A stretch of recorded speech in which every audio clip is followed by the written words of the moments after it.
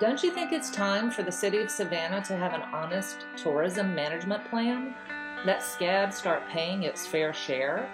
And the hospitality industry needs to increase its wages? The impacts of new growth should not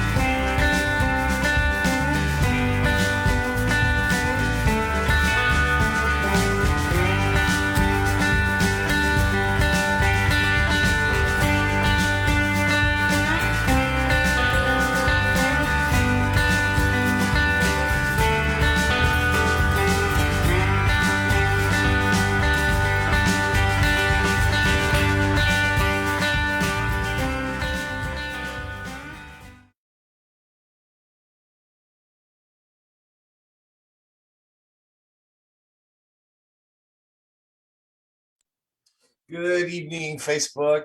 This is John, Chuck, and Carrie with the Better Savannah weekly show. We are very honored to be joined this week by former state senator, former state representative, Mrs. Regina Thomas. In a lot of ways, John, I was thinking about this earlier.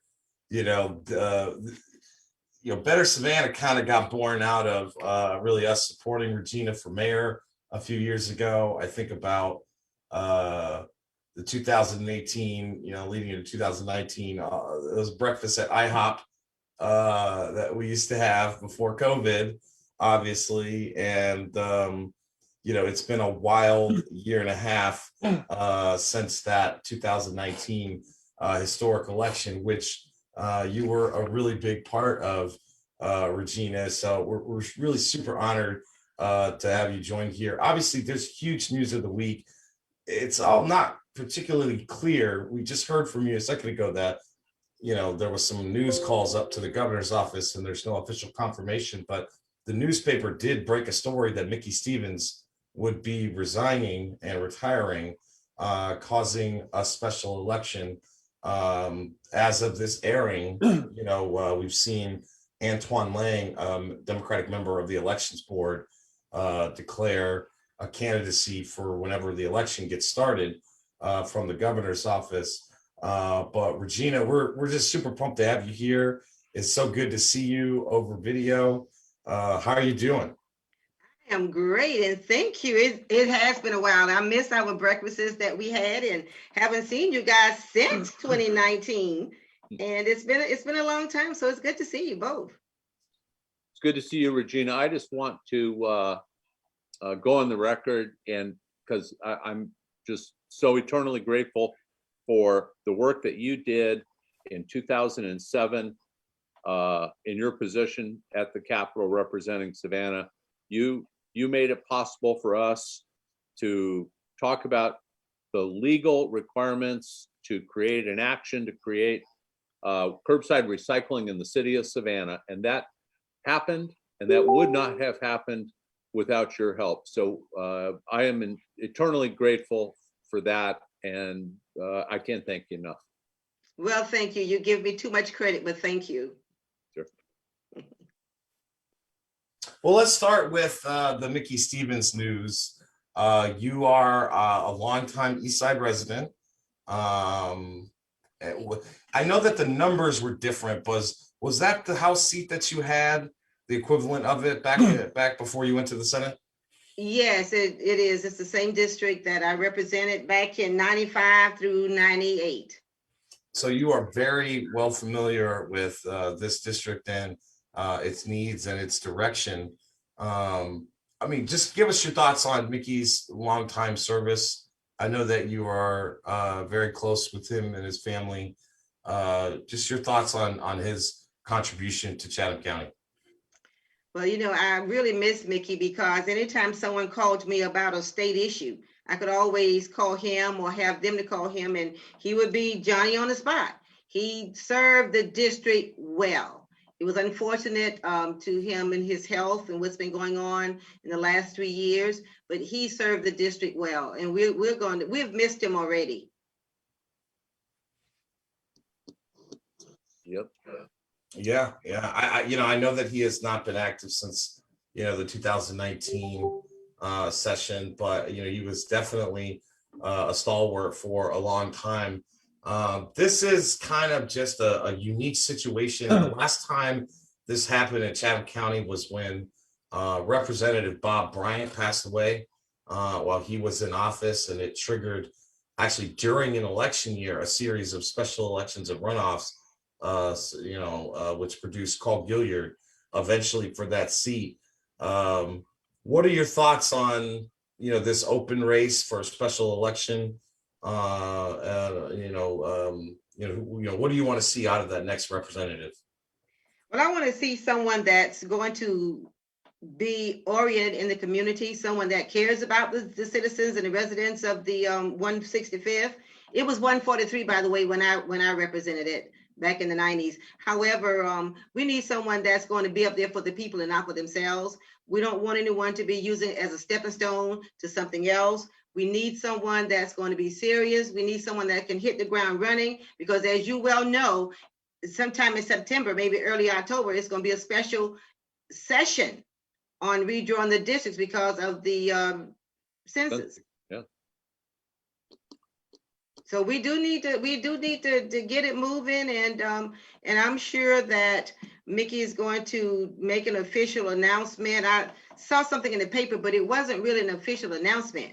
And I'm just waiting to hear about that official announcement to see how many people that will get in. And as you know, it's going to be nonpartisan.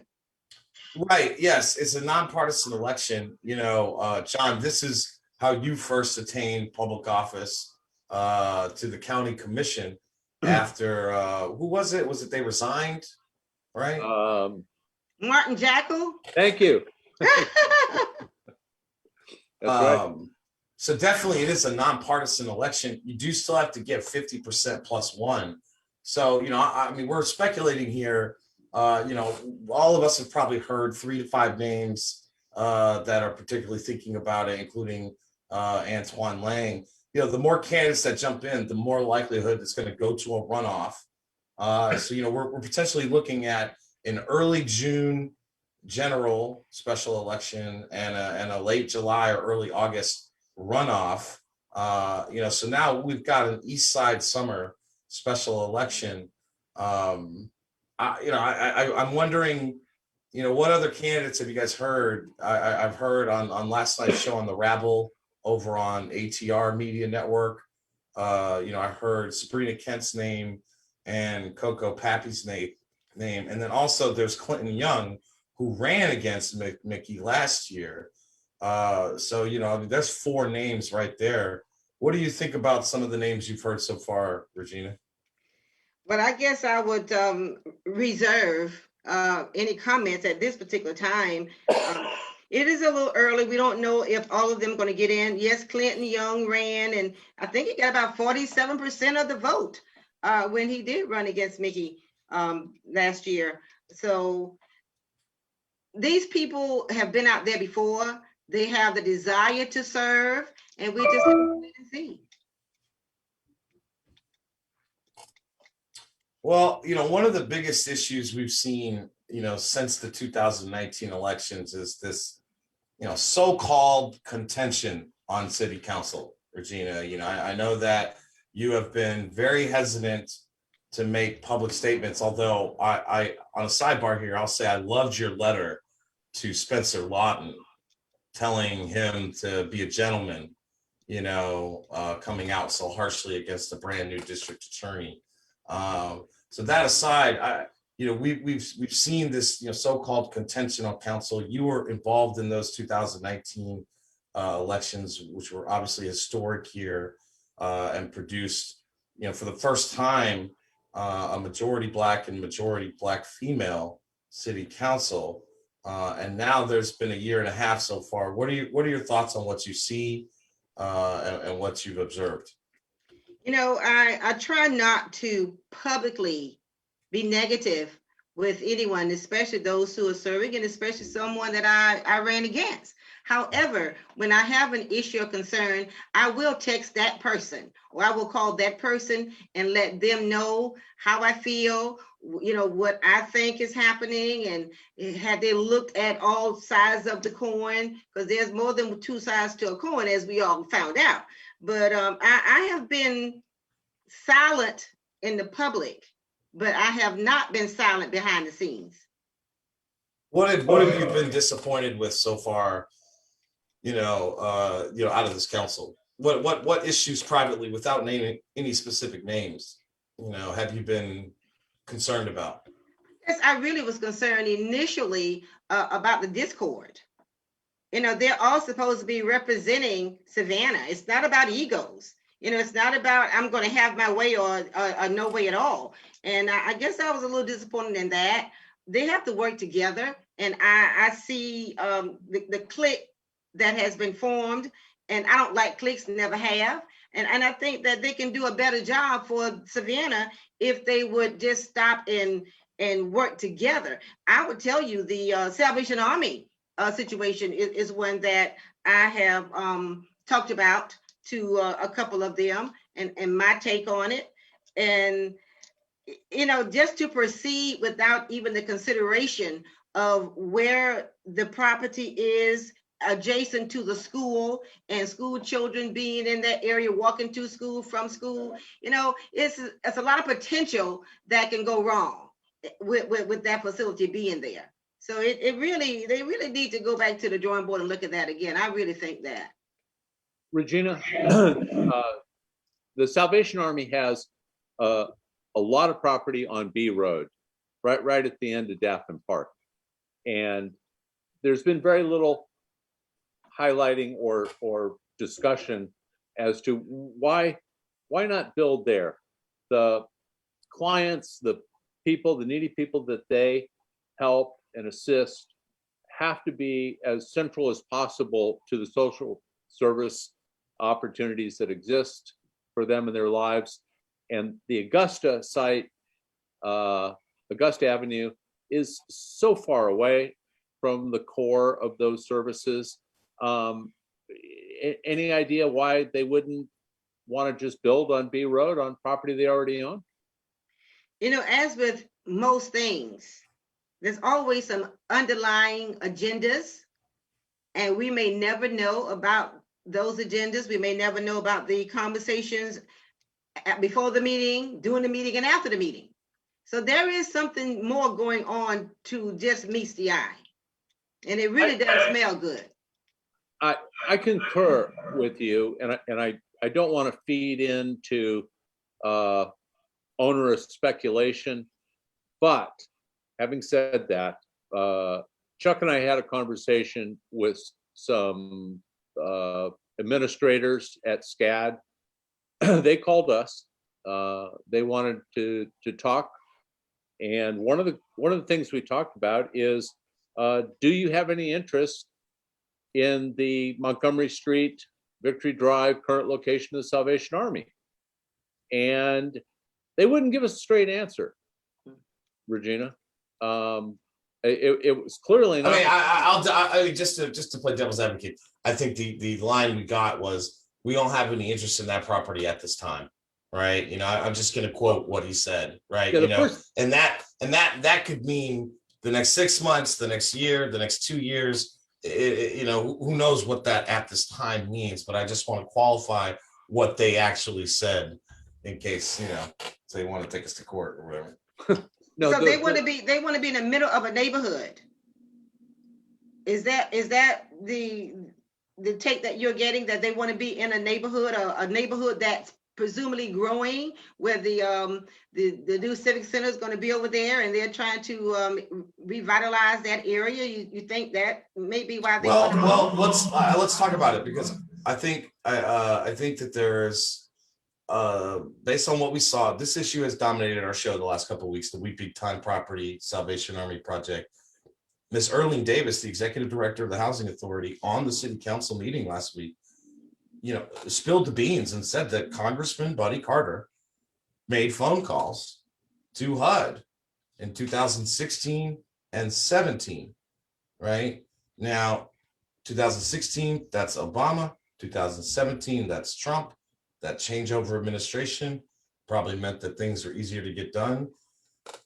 You can't help but understand that in 2016 and 2017, Savannah College of Art and Design was buying up property in that corridor across from the current location. Again, I'm not suggesting anything other than that's a big coincidence for there not to be some discrete connection there. But there's no way to know for sure. Like you said, there's no way to know what agendas are where without somebody actually telling us. But it just all seems so coincidental, doesn't it?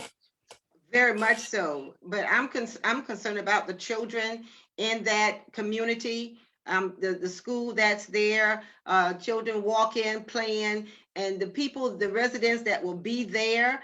Naturally, they are not someone that has never had a record or never gone to jail or prison before.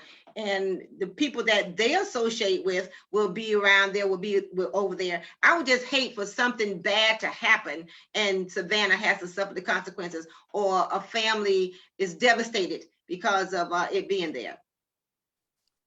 Gotcha. Let's go backwards for a minute to the district 165.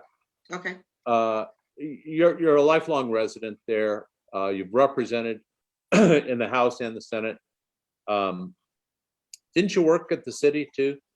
I did. I worked all over Savannah. But yeah, I did. I worked at the city for 8 years. Well, you have acute knowledge, and I want to know what are the biggest issues in that district, Regina, from back then to today?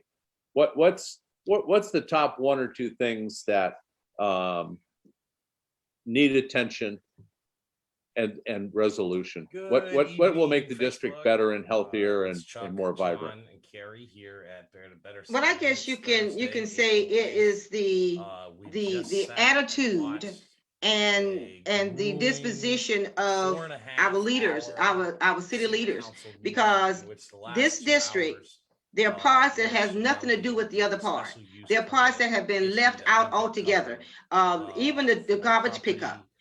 That is commonly known. It is so many needs that we have in this district that's being unaddressed, and no one seems to care. A perfect example: the city will not go in and out the lanes during the course of a year to clean the lanes out and to sweep the lanes out. And then when you make a phone call and say there's a lot of debris in the lane behind my house, and I need someone to come and take care of it, well, that's not a service lane. Well, it used to be a service lane. Right. So half of the district is not being serviced, and no one is talking to them and telling them why not. Interestingly, and just so our viewers understand, this is the city's 3rd district, mostly, correct? Well, yes, and it was the 2nd, and now the district is divided. Ash Street is the dividing line between the 2nd and the 3rd now. So it encompasses, but it runs out south a good bit. Yeah, it does go south towards like Verningburg, Paradise Park kind of area. Yeah. Yeah, because see, I was originally in the 2nd district, but when they redrew the lines, I was put in the 3rd district. So, right. And it's a lot of areas in this district that have no commonalities with other areas. Yeah. You have the downtown historic area in this district.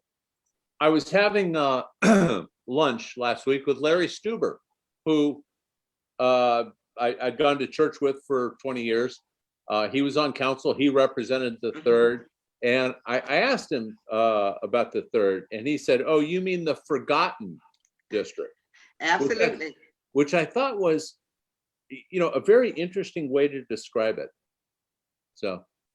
Right, and he's right. You know, I've been told when I would call about an issue or a problem, I've been told, well, we haven't been able to get around to that one. We're doing this and we're doing that. I said, well, no, that's not true. You can look anything south of Victory Drive, or anything that is north of Wheaton Street or Liberty. They're taking care of those areas, but it's us in between that they don't care about. Right. And last anecdotal thing is I was getting my teeth cleaned with Dr. Felix Maher, who is the neighborhood president over there in, what is it, Victory Heights. Yeah. And, you know, he always says, John, what's new in politics and policy? And, you know, we have a little chat before he goes to work. And he said, can you believe I got calls yesterday all day long, all night long from residents because they were filming some project over in East Savannah, and there was no notice to the residents, and they came home and couldn't get on into their block. Parking was,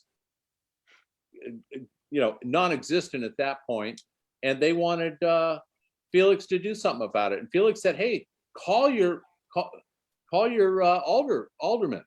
You know, I nobody told me either. So just another reference point for the forgotten district, for what it's worth. And it's sad that the people don't have any power as far as making sure that something happens when they need something to happen. Right. I want to just take us back to city council, and I know that we're not going to pry any, you know, aspersions from you on any individual members, but I want to just talk more about this council. You know, you were elected to the state house at a time, you know, where it was groundbreaking for a Black woman to do so. And these cliques that you mentioned, you've got the mayor and 4 alder people, including the 2nd, you know, 3rd, 4th, and 6th district members. And you've got these 4 Black women on council who are aggressive, progressive, and, you know, are demanding some equity. And, you know, for the first time in 20 years, the rules were changed, which really prevented them from putting things on the agenda. Now, as a longtime legislator, you know that sometimes bills get put on the docket knowing that they'll probably fail, but you've got to make people take the vote, right? You got to see where everybody is. Sure. And that's changed during this term in a drastic way. So I just want to throw all of those points out to you and see which one you want to take a crack at. You know, city council, like any other municipality, have a charter and they have a constitution. And when I first heard it, I said, it sounds unconstitutional to me for them to change the rules just like that to benefit 5 people, which means the 4 people that's not with those 5, their districts are suffering. They're not able to get issues on the agenda so that they can at least be talked about. Sure, they may be voted down, but at least talk about it. Let's be fair. How would you handicap an elected person citywide or district ways and say, well, no, you don't have a say so. We don't want you to have a say so. We just want you to go away and we don't care about your people. And that's exactly what they're saying. They do not care if they get anything done. And that's sad. Thank you. We couldn't agree more. And we are committed and hopeful that the delegation will entertain a charter amendment in the next session to restore access to the agenda to everyone. So that's or I mean, at the very least, like a first, like a 2 aldermen, like, you know, if you say like you need 2 people to get something on the agenda, like that's ideally a first and a second, right? Like I would at least accept that, or even 3, but to make the bar the majority, you know, and then what you do is you have siloed the power of the agenda solely to the mayor and city manager, you know, 1 elected person and a bureaucrat, a highly paid bureaucrat. I don't think that's very democratic. for our city. It is not healthy for the city either. There's such a divide, and with the polarization that we already have, just not here in Chatham County or Savannah, but globally, you would think that we would work together for the good of everyone that lives here, but that's not the case. You know, Carrie, when someone, go ahead. I was going to ask you a question, Carrie. Yeah, so you've been around a long time, Carrie. Isn't the message that change the rules package back and there'll be less divisiveness on council? What are your thoughts, Carrie? well, first of all, I think that when I keep hearing language about 4 women on council not getting representation, well, it's not just 4 women on council not getting representation. We're talking about each of, well, two districts and the 2 at-large positions of individuals that get called that are leaders in the community, and people are calling them because they are answering their phones. So that we're talking about citizens, whether they were voted in by them or not, getting represented on council. So we're having voices not being heard by people that actually answer the phone. By changing the rules package, it would change the ball game for them to have political power and take away and reduce some of the clientelism and some of the nepotism that is currently going on in those districts not being represented.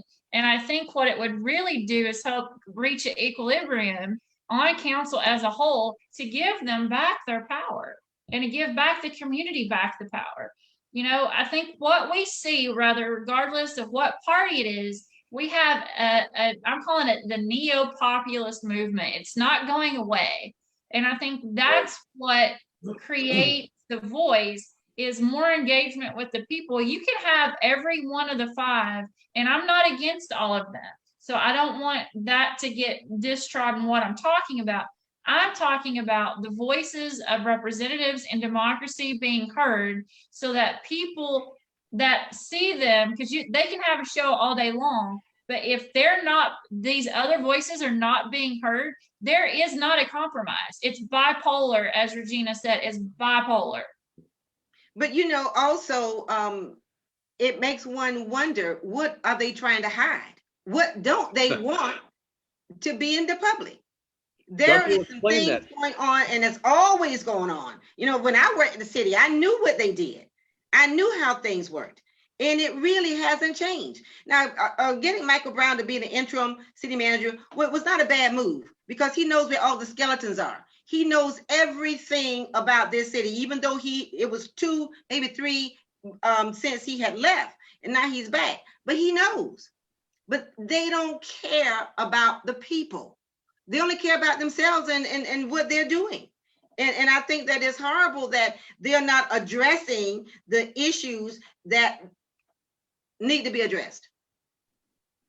Yep. You know, look, I'm sorry, Carrie, do you have more?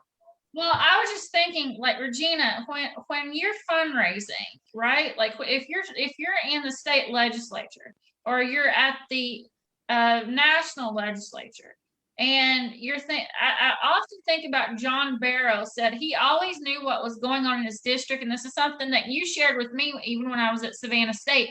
When you have to constantly fundraise or constantly call and check in with your district, you know what's going on, right? And so are they doing that? We see people out doing things, but if you're not checking in with the collective body, then you're really not checking in with the entirety, the whole of the district. Now, they have a good excuse now because of the pandemic, because of social distancing, but they still need to address the issues even in those meetings. And you know, I didn't really do fundraising. I'm horrible at fundraising. I hate asking for money. You know, I've never really had any money when I ran. You know, people would voluntarily give me a donation, a contribution here and there, but nothing of substance. So I was able to really concentrate on the district, on constituent services, and to find out what the needs locally so that I can advocate for them on a state level. Let me suggest something. If the council doesn't start to play fair and amend their own rules to allow access to the agenda, and I'll go with Chuck's idea, two people, 3 people, fine. 5 is obviously tyrannical and designed for another reason. So they could see the light post-COVID and say, you know, we're gonna reduce the bar. We're gonna reduce it to 3. Everyone would be happy with that. Failing that, we have a chance in the next session in Atlanta to amend the charter to protect access to representatives.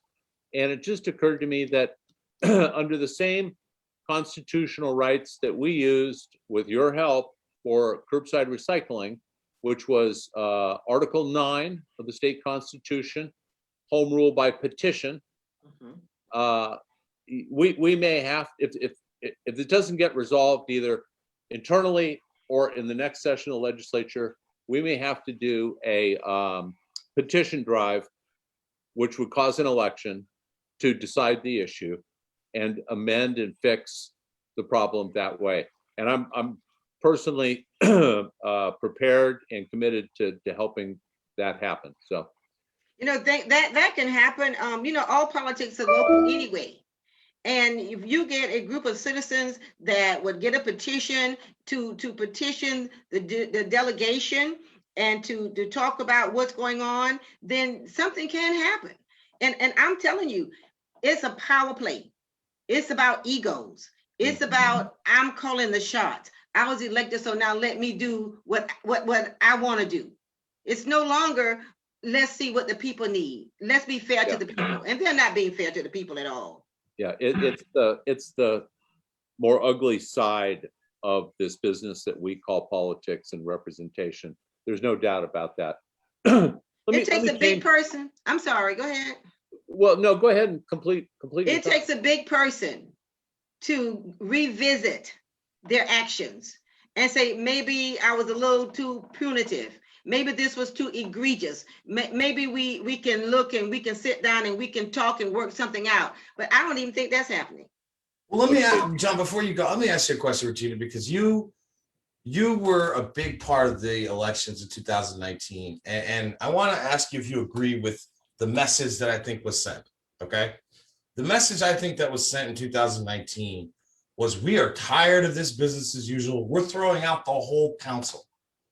And the message that got sent in the first round in your race was, we don't really trust them 100%, but we're going to go with them in the runoff because we want this brand new council to be led by somebody with some experience at council, right?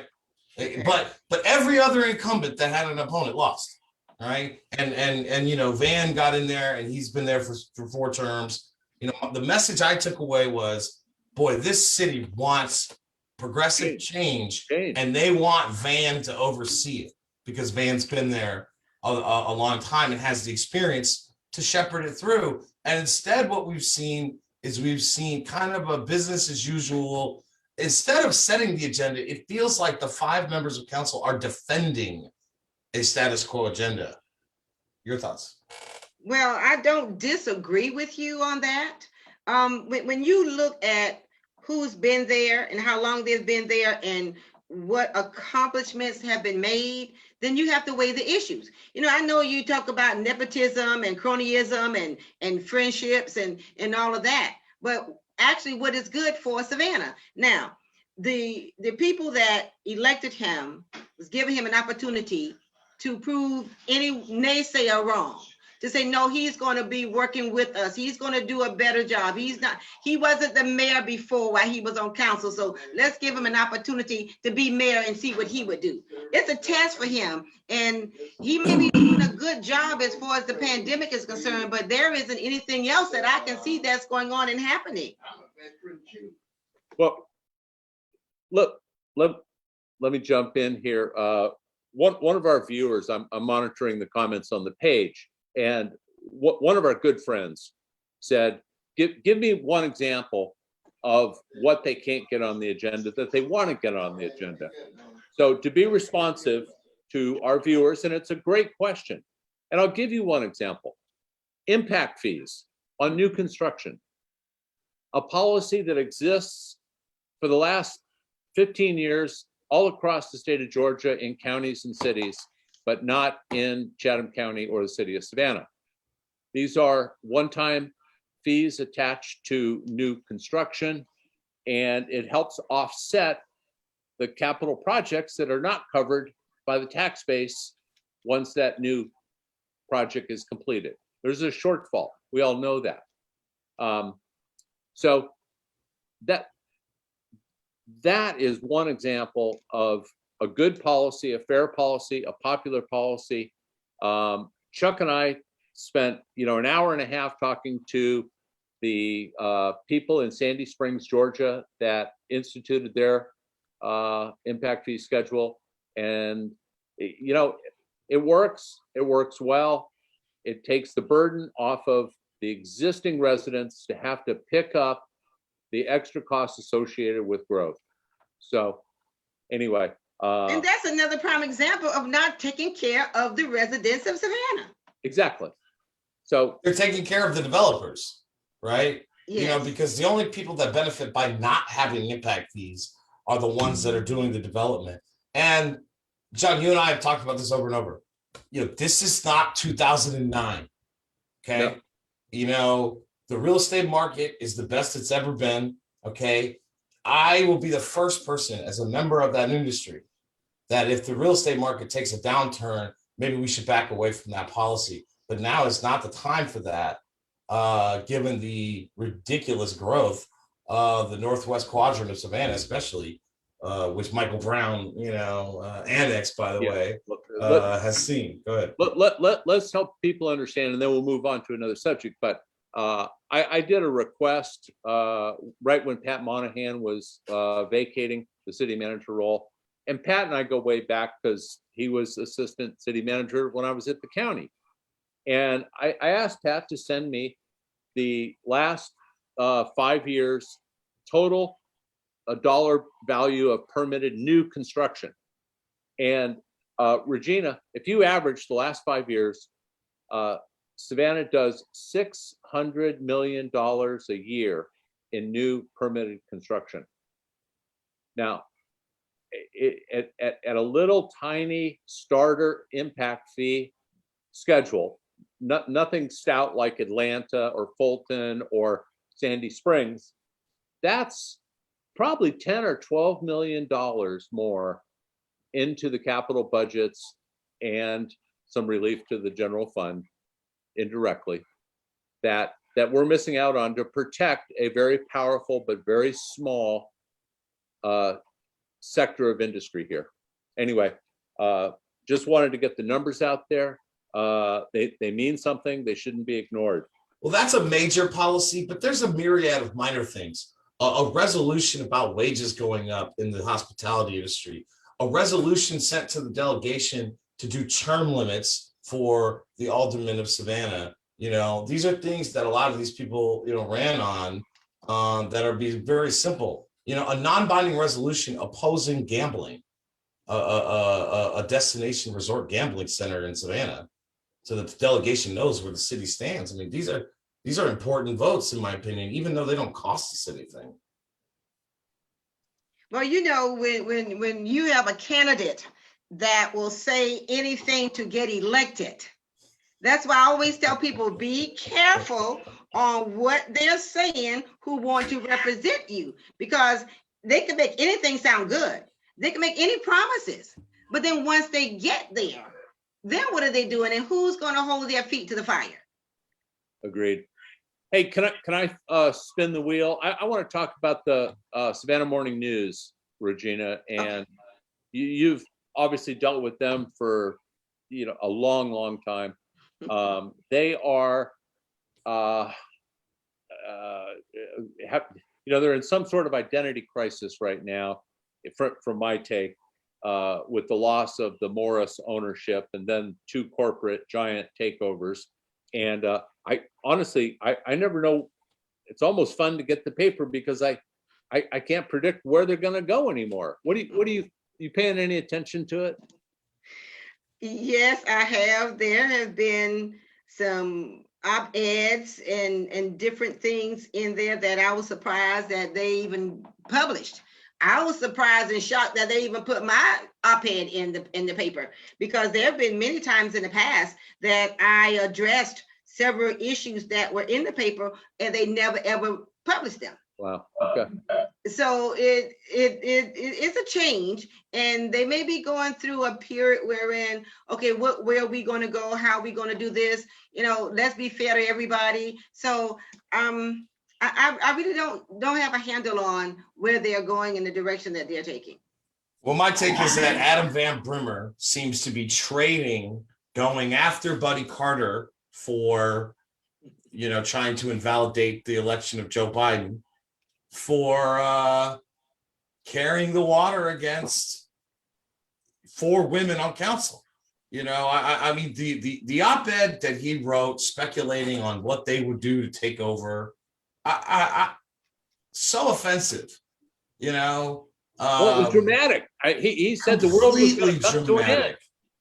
You know, and I think people attack what they're afraid of, right? Regina, I think you've dealt with that in a primary and in a general. You know, you've dealt with that. You know, I think what's the lady with the Hungry Club Forum, Senator Johnson. Yeah. You know, I mean, you know, and you ran against Edna. I mean, you've been in these fights electorally. You know, I just want more of your thoughts on where we're at in Savannah, you know, in the first 16 months of this administration. You know, you have to want to effect change. And one of you said it earlier, it's business as usual. Yes. There has been no change. As a matter of fact, it has really gotten ugly. And I can just imagine the frustration of the 4 women that can't get anything on the agenda, they can't discuss anything. They are really powerless as elected officials. And I feel their pain, I feel their frustration, because there is a way to go about doing anything. Sure. But with the 5 that they have, and you know, when you have so many new people on council and they're following the leadership, there are times when you have to break rank and do what is right, what feels right, and not worry about looking in the mirror saying, wow, why did I do that? Just to go along to get along? No, I never went along to get along. Even when I was serving, I was still up against, you know, the powers to be, so to speak. But I didn't let that bother me. I had to take care of the people because they were being ignored, and they're still being ignored. Now, there are clusters of people that are getting what they want, but it's not the average person that really needs the help. Well, someone the other day commented that we're talking about business as usual, and they said, John, this is really Eddie DeLoach's second term, but with a whole bunch more controversy. So I love Eddie. I thought Eddie's a friend and a neighbor, and I think he meant well and did a lot of good. He certainly was. I think he overplayed his hand. He did overplay his hand, Chuck, but he won that election against Edna by 3.9%, and he governed as if he had won by 20%. And I see the same thing happening on this council in a different way. And again, I go back to November of 2019, when you were on the ballot and Eddie was on the ballot, only 43.8% of this city voted for the mayor, you know, and I'm sure you'll confirm, but I'm sure I can speak for you and Eddie. Neither of you are going to be on the ballot in 2023. No, I know Regina won't. Well, let me ask you one more question before we welcome Ryan on in a few minutes here to talk about the Forsyth issue. Savannah's changing, and there are a lot of people moving here. I know that you're not on Facebook anymore full time, but there are a lot of different, you know, Facebook groups. You know, there's a Nextdoor app. I see a lot of these posts of people who have moved here in the last 3 to 5 years and are just getting attuned politically to what's going on. What's your advice for this younger, generally liberal Democratic kind of, people that are moving here and replacing some of the older voters in the electorate, as we're trying to change this place, how can we make sure it's equitable? What are your closing thoughts here? You have to be careful of the role models that you want to emulate. Because when you have people coming up and watching those who are there, they want to emulate them and be like them without even knowing actually what is going on. So you keep that cycle going over and over and over again. And you have to have someone that really want to see change. You have to have someone that's not afraid to speak up and to speak out and to do something about it. We don't need people that's going to go along just to get along, or laugh at a joke when it's not funny, or scratch when it doesn't itch. We need people that's going to be true leaders, that's going to be independent, and that want to do the right thing. And what I'm seeing now is just the pretty much the same old. This one was there, this one groomed that one, this one groomed that one, and they're still the same. I don't see a difference. It is business as usual, Regina, and the defining way that I frame that up is I've been here, not quite 30 years, 28, and the amount of prosperity and growth and development, whether it's in SCAD or the ports or tourism and hotels and real estate values, and we still have 28% poverty. That's business as usual, okay? Try something else, folks. What do you got to lose? I mean, the upside here is huge, and the downside is business as usual. And I've had enough of that. So. But I tried to make change for you, and I did. I shot my best shot, and I'm going to. At the end of the day, I'm going to be okay. At the end of the day, Regina know how to get what Regina needs. But then, what about my neighbor? What about the person around the corner or across the street or in another area? Will they how many calls, how many constituent service calls do you still field to this day on a regular basis? Well, they have reduced dramatically, only because I have sent them someplace else. You changed your number. No, it's still the same. It's still the same. But, I'm saying, listen, I'm not elected.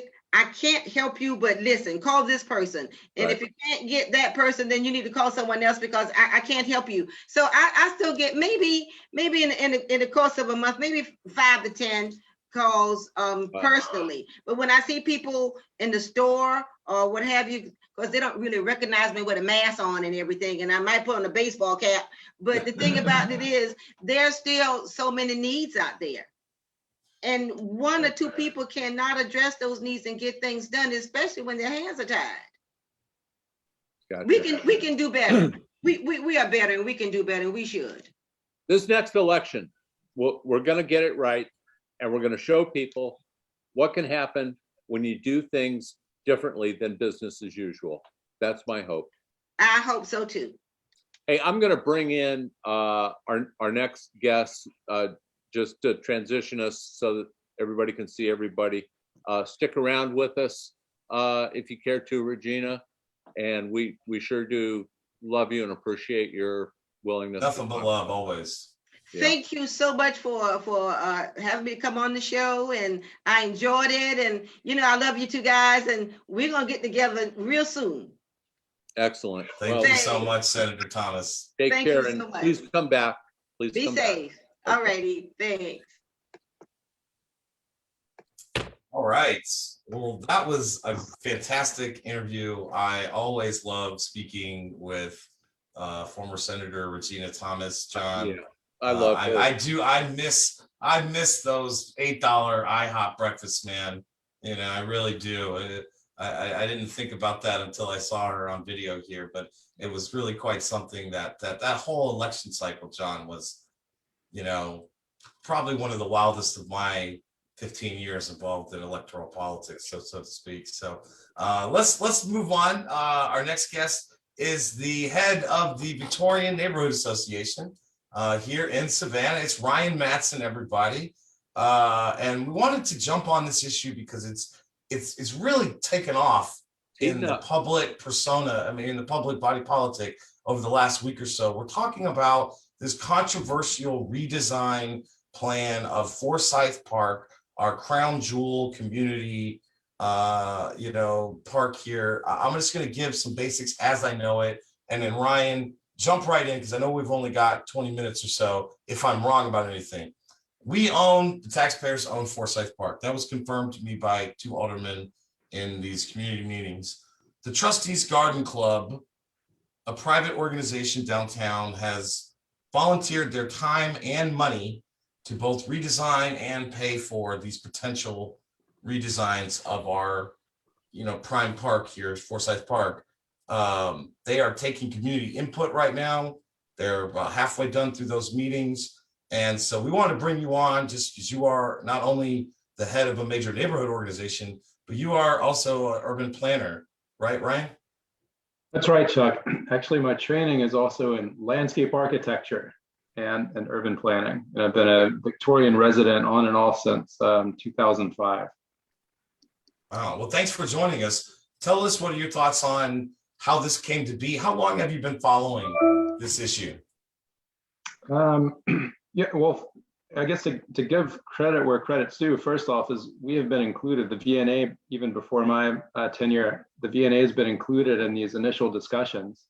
So our concern isn't so much about the initial outreach or, not being included in the conversations. I think going back to 2017 with the previous president, it's really more in response directly to these 2 master plan options where our big concerns are. But yeah, I think your background on the organization is right. The Friends of Forsyth Park is focused really on preservation and stewardship, and that's where we would like to see their focus remain. Right up front, I'll say that our long-term goals, our thinking about Forsyth Park overlaps considerably with what Friends of Forsyth Park is doing and their stated goals of preservation and stewardship, and making incremental adjustments and improvements. And so I think where we were caught off guard is by a large master plan that includes lots of designs that aren't really in keeping with preservation of things like open space and passive use. I'm sorry to interrupt you right here, Ryan, but I want to ask this question so that our viewers are clear. So you're saying that when this started, it was about minor tweaks to the park or slight improvements, and now there's this master redesign that kind of emulated out of that? And do I have that correct? That's sort of correct. I would say maybe I'm misrepresenting. Part of it are improvements like, the tennis courts and basketball courts need to be refurbished. They basically need to demolish what they have and rebuild them. Sure. But there are very important strategic kind of long range concerns like the live oak canopy. That's a part of this plan. So there's lots of really good thinking behind what they're doing and what they're doing with their consultants. But they've chosen to lead with this master plan, and they're kind of leaving out the bigger part of the narrative. There are other draft parts of the plan that are preservation led. It's about the tree canopy. It's about street furniture, park benches, lighting, and things like that. We're probably 99% on board with that thinking and with those goals. Where we differ is in those design interventions that we see on those 2 master plans. Two questions. Am I correct that the Victorian Neighborhood Association has a formal position, or is that evolving? That's right. We do have a position on master plan options that have been presented, and we hold that thought. I sat through the entire Zoom meeting presentation. The thing that seemed to light the fire was this notion of taking away grass and green space to create parking lots. That's right. That in turn triggered the question of the traffic flow down, because they had a parking lot design where you could jump into it, going south on Drayton or going north on Whitaker into a different parking lot. And people are going, that's crazy. Those streets are problematic to say the least, and that ought to be the thing that's addressed first. Do I have? Yeah, the cart's before the horse. I mean, our advocacy is really around public safety and quality of life and rethinking those streetscapes, not just traffic calming. That's still putting a Band-Aid on the problem. But we think the city should focus any taxpayers' money on fixing Drayton and Whitaker. That's a traffic engineering mistake from 60 or 70 years ago. Those need to be streetscapes with that encourage mobility types for all users, for pedestrians, for bicyclists. And many of those users are, guess what? Visitors to Forsyth Park. Yep. So we feel like you're right. Well, isn't that how they're passing the buck, Ryan? Because this is not taxpayer dollars. This is a private organization volunteering its time and resources towards a city's asset. That's Yeah, but true. it's still going to require approval, Chuck, by the city, even though they're paying for it. Am I right, Ryan? Yeah, you're right. If the city approves and vets and improves these plans, which is what Friends of Forsyth Park is trying to do, is get buy-in so city council will approve them. And then, it would be taxpayers' money, partly, that would be spent on some of these improvements. And like John said, maybe the corridors of Drayton and Whitaker probably need more immediate attention if we're going to start dropping money and capital improvements in that area. What about Drayton and Whitaker becoming one lane? And John, you mentioned in some of our pre-planning discussions for tonight about putting a bike lane on either side of the park. Well, I'll let Ryan, who's a professionally trained expert, help us understand if Whitaker was one lane, you'd obviously gain a lane. What becomes of that new space that we've acquired? Is that a bike lane or is that a greenscape or a safety barrier? What happens, Ryan? I think the most straightforward solution, and the one that we have a proof of concept on, not just proof of concept, but a test case now for 10 years, is Price Street. So it would be the Price Street solution in terms of fitting on-street parking, bicycle lane, and one lane of traffic. And that proposal is in the SDRA Downtown Savannah 2033 plan from, I think, 2017. But that's been vetted and approved by City Council. Yeah, and let me say, I travel Price Street. When I go downtown to the office on Broughton Street, I come back Price, and it has been 100% effective in terms of creating parking space, safety for bicyclists, and I get home in the same amount of time. Sorry. Wow. I'll learn to work my phone and shut it off. My apologies. It's been, I mean, short of a tourist or two driving in the bike lane, it's been a huge improvement. So I don't know why people are so reluctant to, argue from the automobile perspective that they've got to have two lanes. I mean, the volume of people that have, discovered and populated now the park compared to 10 or 15 years ago is gigantic. There's just bigger safety concerns that we never had before. So what's it take to get those streets moving in that direction, Ryan? Yeah, that's a great question. I'm glad we pivoted to this. I don't want to abandon the conversation about the Forsyth Park master plan. If I could just briefly put a bow on that, Sure. Just to maybe reassure some viewers here. I spoke with two representatives of Friends of Forsyth Park today, and they were very reassuring. They said that these are very initial sketch plans. And of course, based on a lot of feedback that's happening now, they have a chance to go back to their design consultants and hopefully come up with a third option, which is what we're pushing. So that's. Well, before we move on, I just want to say that I feel like in my decade being here, I've heard that before, that type of language. I'm not casting aspersions on these people. I don't know them. I don't know your dealings with them, Ryan. But typically when they're pushing out meetings like this, it's pretty medium in stage of the process, and they're really trying to sell one of these two plans. I am definitely not convinced that a third alternative will come out just yet. Although maybe you can call us in a week and tell us that it is. Chuck, 2 words: fire fee. Okay. Also, and you don't have to comment on this, Ryan, but I know many of the members of the Garden Club, and they are wonderful, committed, and powerful citizens. They are very well connected. And if they will buy into the street redesign of Whitaker and Drayton, that would be a huge plus, and they would be terrific allies. So I don't want to beat them up over details. I mean, more bathrooms in Forsyth Park, that's a no-brainer. But especially for the women. Let me ask you one more question on this plan. One thing that I've saw a lot of comments on is that they seem to be wanting to move the playgrounds from where they are now to some different locations. And it seems like we're trying to cater towards putting some more commercialization in the center there. Why do we need?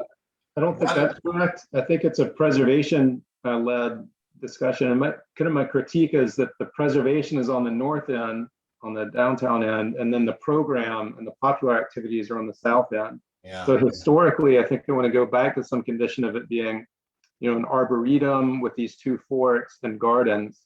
And the playground doesn't fit with some conceptions of what preservation might look like if they were to go back to a pre-existing kind of aesthetic or characteristic.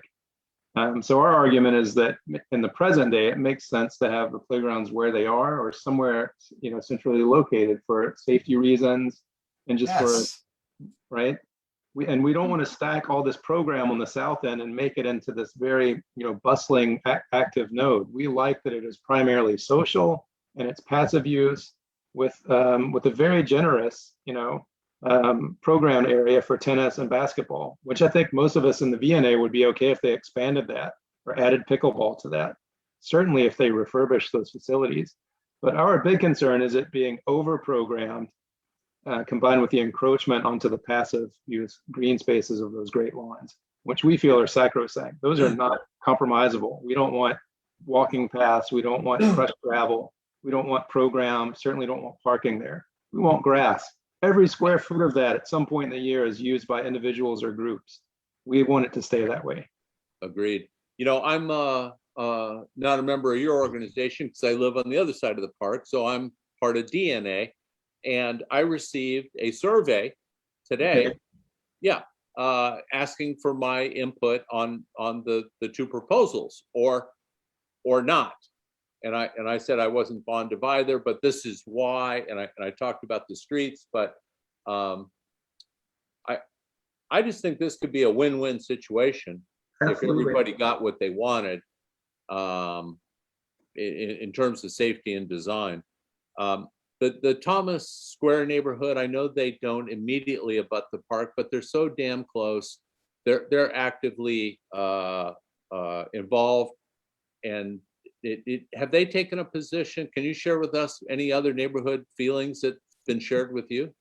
Yeah, well, the letter we sent to Friends of Forsyth Park and forwarded to City Council was co-signed by Thomas Square. Now, we authored that, the VNA kind of prompted it, but Thomas Square said they support all of those concerns. So yeah, I talked to someone in that neighborhood association, and they were very careful, Ryan, and they said we don't border the park, but we're very supportive and very interested. So that's good symbiotic politics, if you will. Ryan, what's our district alderman's leadership on this issue been like? Great question. I don't know that. I don't know how Alderman Leggett feels about this in particular. He has not been involved with VNA or this issue tangentially at all? I would say he came to our meeting on Tuesday and he's aware of it, but he didn't make a statement on it. So okay. Anyway, the letter we sent to Friends of Forsyth Park was also sent to City Council, so I'm awaiting some response. And I feel at this point, there's such a groundswell of concern, if not outright opposition to those design proposals. I guess what I would love to get across here, like John said, is that it could be a win-win situation if we can revisit those specific designs and work towards something that works for, especially for the neighbors who live right next to the park, which is who I'm advocating for, and really focus on Drayton and Whitaker, at least a parallel focus on Drayton and Whitaker redesigning those streetscapes, because that's now coming up to the surface again. That's such an important issue for us. It doesn't seem like the interior of the park itself needs to change, except for updates and, you know, thinking about the bathrooms. I mean, really, you know, you got to think about the continuity on what the park already has and what it would take away by adding anything to the green space, you know, whether it's a dog park or whatever. Like, there's so many other parks in Savannah that have great dog parks, or that's just down the road. Like, the multiple purpose of this park serves so many different things that, you know, I really think that people need to take into consideration that this is right in the middle of downtown and it serves everybody. It's like our Central Park. Central Park, sure. Yeah. Hey, listen, I know we're on a hard stop here, Ryan, because you got a babysitter. I can go a couple more minutes. Yeah. Okay. Well, then let me suggest two things. First, if we could schedule conveniently a time to get you back with maybe somebody from DNA and maybe somebody from Thomas Square, and really take a in-depth look at this situation, I think our viewers would appreciate it. Would you be willing to be a panelist in a? Yeah, of course I would be game for that. I love nothing more than to talk about our neighborhood in Forsyth Park. Yeah. You're a good spokesman. All right, here's my second question. And I'm probably way out ahead of my skis here, but if the city came back and said, listen, we want to be responsive, we hear you, but we can't do both streets one lane.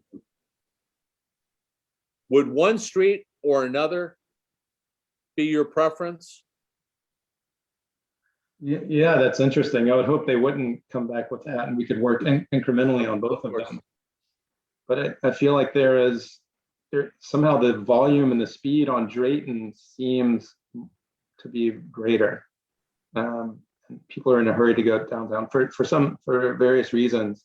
Also could be the distance between the stoplight at Henry and then Park Avenue, and then the next stoplight on Gaston is just a long distance, so it becomes more of a speedway. Whereas when they're going south on Whitaker, they're maybe stopping at Gaston, seems like less of a speedway. I would hate to prioritize them. Also, selfishly, I live a half block off Drayton, so. Yeah, well, I live one block off of Whitaker, so it's the new lights, pedestrian flashing lights, were a pretty good addition. But I will tell you, there's still a lot of people that don't respect that.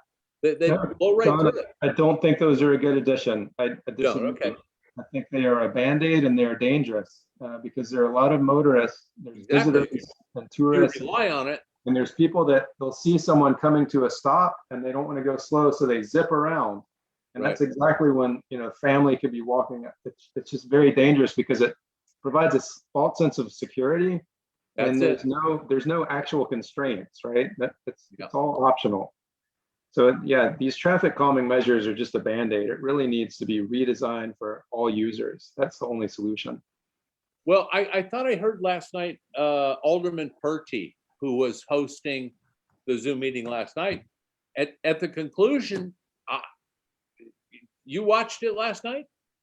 I did not, but I heard that Purty said he would support conversion from 2 ways of traffic to 1 lane of traffic, 1 parking and a bike lane. Well, I didn't think he went quite that far, but didn't go that far. Okay, that's what I heard. Well, he did say that this is obviously, because he was looking at the comments along with the moderator, he said, obviously this is a key issue. This has to be addressed, and I'm going to take it back to council and the streets and engineering department and start a conversation on this. And it was said in a very positive, Okay. That's great to supportive hear way. coming from the South Side representative. I know Yeah. Alderman Palumbo would be on board with this, and his constituency are largely commuters who use those streets, and he said he would support redesigning those streets for multimodal users. Well, now all we have to do is get it on the agenda. Sorry. And just to tie this back to the master plan proposal, one of our frustrations that we feel like we're not being heard is that we have been talking about these two streets and how they need to accommodate, bicycles, and they could have on-street parking. And though if those were reflected in the plan, you wouldn't see that on-street parking, and you certainly wouldn't see this ridiculous bicycle path separated from a walkway that encroaches on the green space. So a big issue with those design interventions are that those pathways are unnecessary and they don't take advantage of the potential for Drayton and Whitaker to be redesigned, and they encroach on high-value shade areas underneath the live oak canopy, exactly where you don't want to have, bikes and zooming by and pedestrians going by. Right. So Well, instead of having insular circulation, we have bike lanes on the street, and then maybe slower bike traffic can be in the park, as it should be. yeah, and the joggers mix up with the pedestrians, is that? I think there's a separate jogging, pedestrian, different lanes. You can't see the detail in the proposal, but it's definitely separating pedestrians and joggers from bicyclists. Okay. Well, and we don't want to see that come to pass. We think that those things can be integrated into the streetscape. gotcha.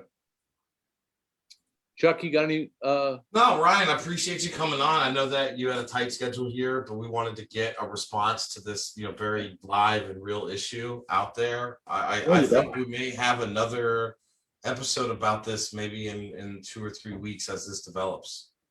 It might be good to include a representative from Friends of Forsyth Park too, because they Absolutely. I think it would be more balanced, and we do want to move forward, like John said, and have a mutually beneficial solution with triple win, whatever that looks like.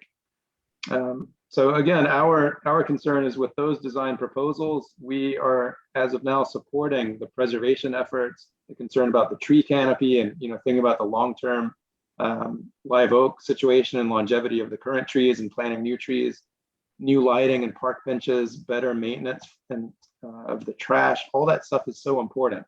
So most of what they're doing, we support. We just do not agree with these design plans. We want to do a better job with those.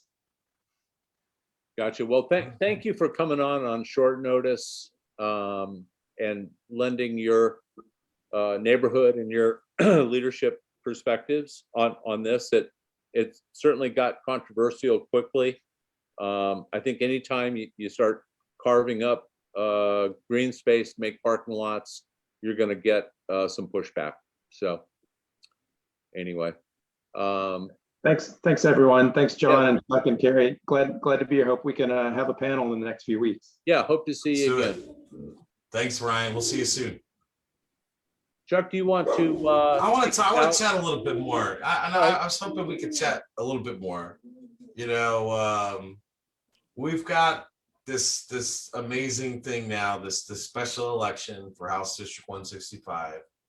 I was kind of thinking about last year when we did the House District 163. If there's going to be 5 or 6 or 7 candidates, it's going to be really, how we hate those Zooms with 30 people on them, John. I'm thinking more that maybe we might delve up, individual interviews to start with as each candidate. Sure. And my idea here is because, again, guys, we're a political organization, Better Savannah. We want you guys to support us, those of you who are consistently watching, especially. And so I was thinking is that maybe we rotate it, each of us will interview one of the candidates, and then for our members in our members group, we could hop on and the other 2 of us could do a reaction to the interview, that way each of us doesn't have to do all of the work on all of them, but we could kind of rotate in and out. What do you guys think about that? Well, I think our new host interview discussion is appreciated and valuable. So I like the idea, Chuck. Yeah, I mean, there are several of you who have already paid for memberships. We appreciate it. Go to www.bettersavannah.org and click the join membership button to get your membership, and we'll add you to our private group feed where we'll be posting more premium content. But I just know that I want to do all of the public facing stuff with the candidates for free, of course, but I know that a lot of people want our kind of reactions to some of these things. And, I just want to throw the opportunity to do another 15-20 minute post show where the other two of us, besides the one who does the interview, can kind of just give some reaction to what we just saw. So I think I'm just trying to think about how to be more engaging and interactive. Well, I think that there is a group of people that like the inside baseball discussion, and that's not every viewer, but a lot of our viewers. Let's leave it at that. And that certainly the membership gets you that. Donations are also welcome. People need to understand that none of us are getting a salary here doing this. We're committed to achieving policy that is, ordinance and rules that will make everyone's lives better in the community, whether it's holding taxes down or providing the sort of services in the service sector that the city's so quick to say, well, it's a tight budget year, we're not going to be able to fund that fully. So anyway, I think it would be advantageous to go into those membership only discussions with sending out like a Google form or some sort of apparatus to allow people to ask questions and maybe invite the panelists, the guest panelists, the one running for office, to come into that room for more private discussion.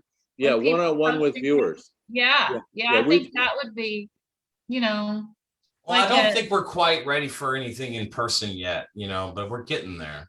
Yeah. No, I was talking about your Q&A after the interviews with the candidates, like allowing the members only to like actually ask questions with the candidate, like post discussion in the after show. Yeah. We'll see. We'll talk some more about it. We will. Who do we got next week, Chuck? Next week, guys, we're gonna have Professor Amir Jamal Torre. Yeah. Very, very known here in Savannah. We're gonna continue our conversation about the weeping time. I'm hoping that there will be some more developments on that issue between now and next week. But we'll also, talk about this continuing special election in House District 165 and some broader, political history. I've actually known the professor for almost a decade now. So, I'll be very interested in that conversation. And then I'm thinking, we may do another delegation roundup show with some members of the delegation. We're kind of working on that. I know that when we had Senator Jackson on, he wanted to come back on after the session was over. Of course, he is probably getting busier with his new statewide run that he's, kind of working on for labor commissioner right now. So we'll just be interested to see how all of that goes. We'll have a council meeting next week during our show. It's the night meeting. So, maybe we'll get Will to be able to plug us in live and we'll watch a second or two of it, just randomly check in and see what the live debate in council chambers looks like. Color commentary. I mean, just to check in, yeah. So we'll see. I know that another project, we're trying to get our stuff on more platforms. So I want to work on that so we can get, I know everybody's not on Facebook, anymore.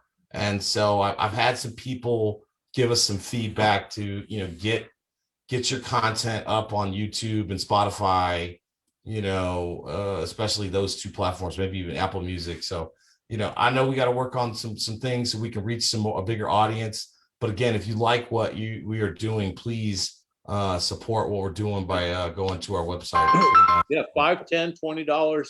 It's all appreciated and put to good use.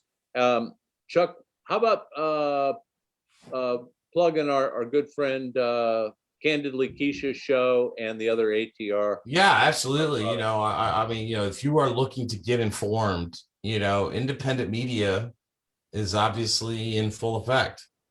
We're making a difference.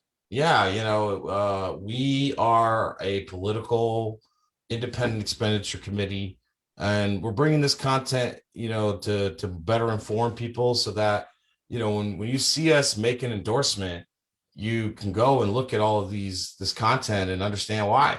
Yeah. Right. And we're drilling down on specific issues. So we have a really good grasp on the local agenda, on the local issues. I'm interested to bring in some others to help us for some of the more broader statewide issues. If we do a debate, especially, Amanda Hollowell comes to mind from the Georgia Budget and Policy Institute as somebody who really has a good handle on the budget these days. I don't have it, like I did 10 years ago when we were fighting the budget cuts of the last recession. But I'd be interested to see how we develop, our program for the special election. This is a huge deal for Savannah. This rarely happens. And so I think I want to approach it, well. I got one more question for you, Chuck. Yeah.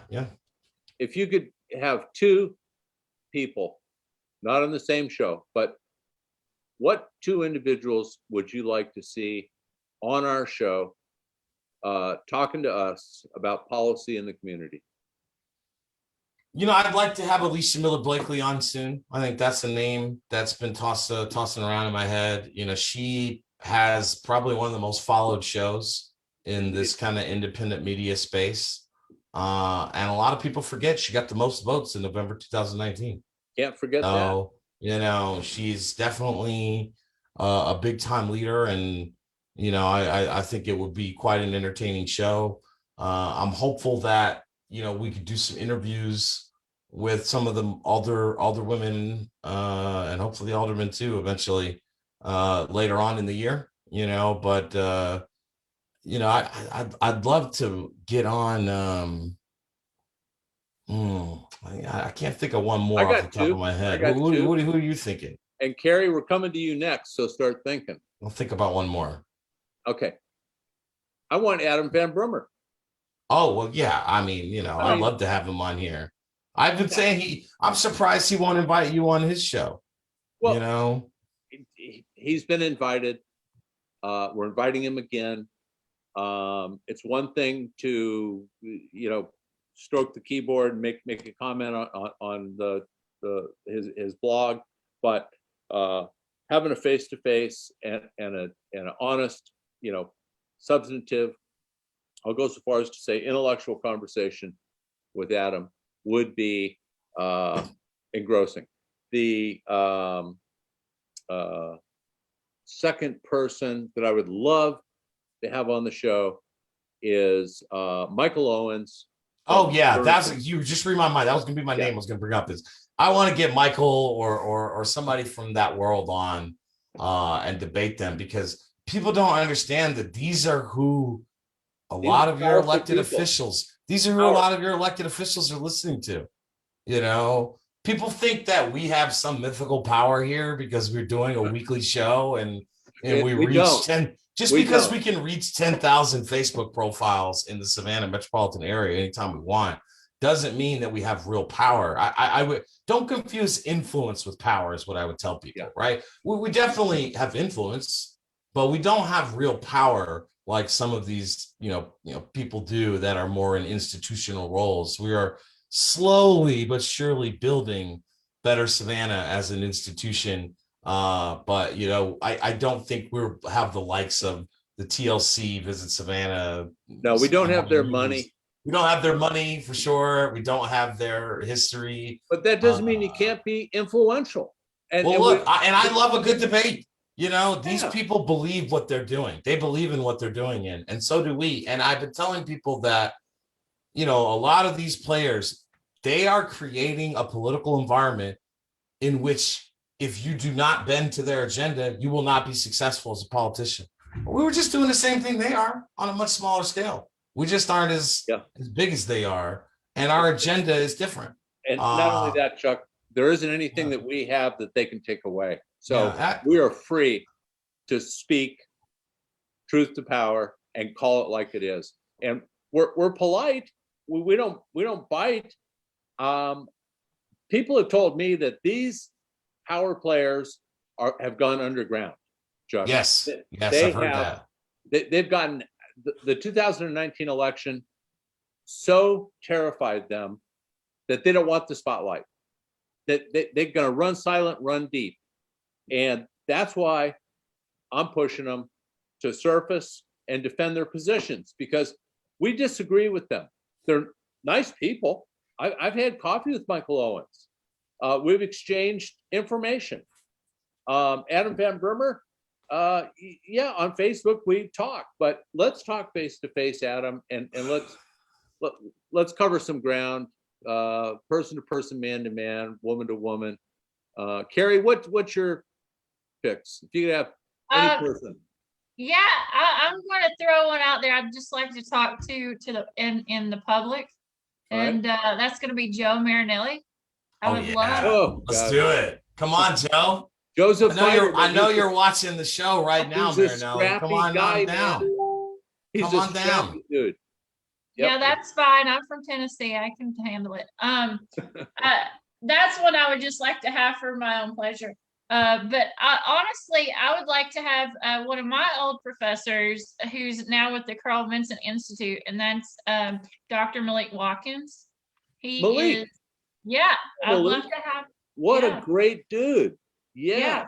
He was one of my mentors, and I would love to have him on. He went door to door with me in 2002 election. Oh, cool. Yeah, unbelievable. How about that? Well, I think go ahead, Carrie. Don't interrupt me. I've got one Don't cut her off. Go ahead, go. I'm sorry. Go ahead. Go. That's actually 3, Carrie, but we're going to give you the 3rd. Well, I had to say Joe Marinelli just because that was fun. But yes. No, I would really like to get Will Peebles on. He and I have a lot of conversations, off public, about things off the record, and I would love to get him on just for fun, because he's actually a fun, upbeat person, and so I would love to have him on. All right, make it happen. He's gonna have to get Raina Cash's permission, but we'll see if he can get it. But I welcome any of them. Bill Dars, I welcome you to come on here, and defend yourself from our criticisms. Again, this doesn't have to be a one-way street. As you guys have seen this year, we try to get, really good, knowledgeable guests that are going to provide quality content. So again, if and even if you can't support us financially, the least you can do is like the page, share the content. You can go on the Facebook page and click invite your friends. Doesn't cost invite them. That's just going to cost a little bit of your time. So again, if you just want to show a little bit of support, please share the content. And another great episode this week, guys. Yeah, look, we're at 2,582 followers